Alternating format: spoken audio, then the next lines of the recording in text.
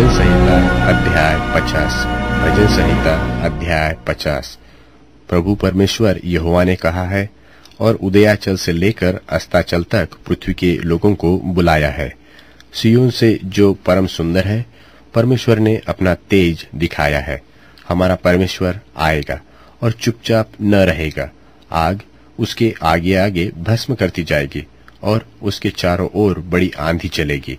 वह अपनी प्रजा का न्याय करने के लिए ऊपर के आकाश को और पृथ्वी को भी पुकारेगा कि मेरे भक्तों को मेरे पास इकट्ठा करो, जिन्होंने बलिदान चढ़ाकर मुझसे वाचा बांधी है। और स्वर्ग उसके धर्मी होने का प्रचार करेगा, क्योंकि परमेश्वर तो आप ही न्यायी है।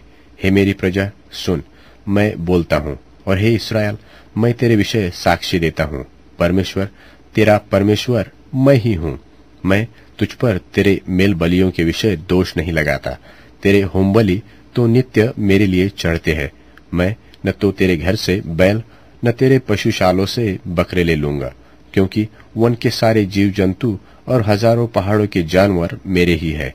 पहाड़ों के सब पक्षियों को मैं जानता हूँ, और मैदान पर चलने फिरने वाले जानवर मेरे ही है।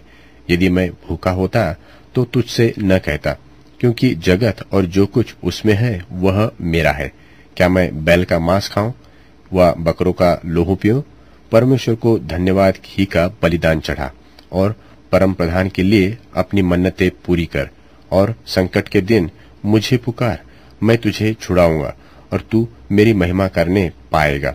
परंतु दुष्ट से परमेश्वर कहता है, तुझे मेरी विधियों का वर्णन करने से क्या काम? तू मेरी वाचा की चर्चा क्यों करता है?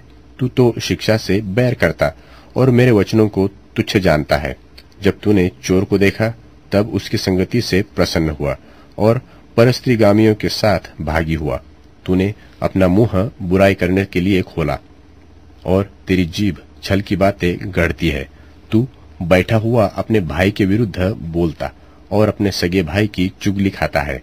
यह काम तूने किया और मैं चुप रहा, इसलिए तूने समझ लिया कि परमेश्वर बिल्कुल मेरे समान है।